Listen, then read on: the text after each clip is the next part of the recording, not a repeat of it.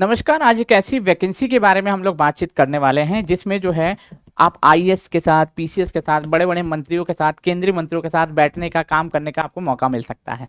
ठीक है? बहुत बड़ी जॉब है यातना, बहुत बड़ी जॉब है और यातना डीएसएसबी एएसओ की वैकेंसी आउट हो चुकी है। जी हाँ, आप सही सुन रहे हैं।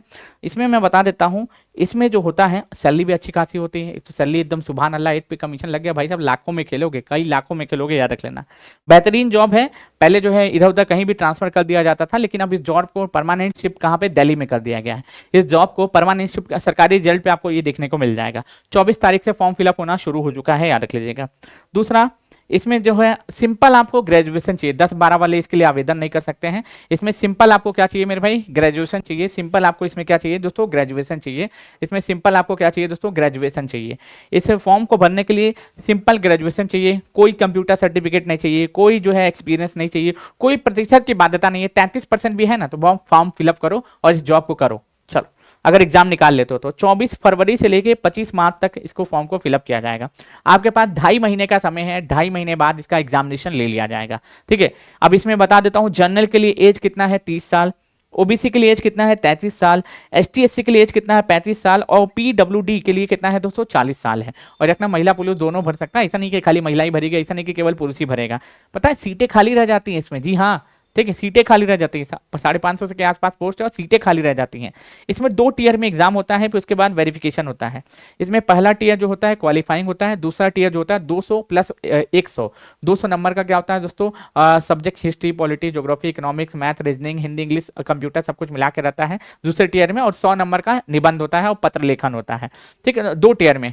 टीयर 1 जो होता है क्वालिफाइंग होता है, टीयर 2 के आधार पे आपका कट ऑफ बनता है। और टीयर आपको तीसरा क्या होता है, डॉक्यूमेंट वेरिफिकेशन होता है। अब टीयर 1 में क्या क्या पूछा जाता है, तो इसमें 40 नंबर का हिंदी, 40 नंबर का अंग्रेजी, 40 नंबर का आपको जीके जीएस और 40 नंबर का रीजनिंग और 40 नंबर का मैथ। टीयर 1 के बारे में बातचीत कर रहे हैं। 200 नंबर का पेपर इसमें होता है टीयर 1 में।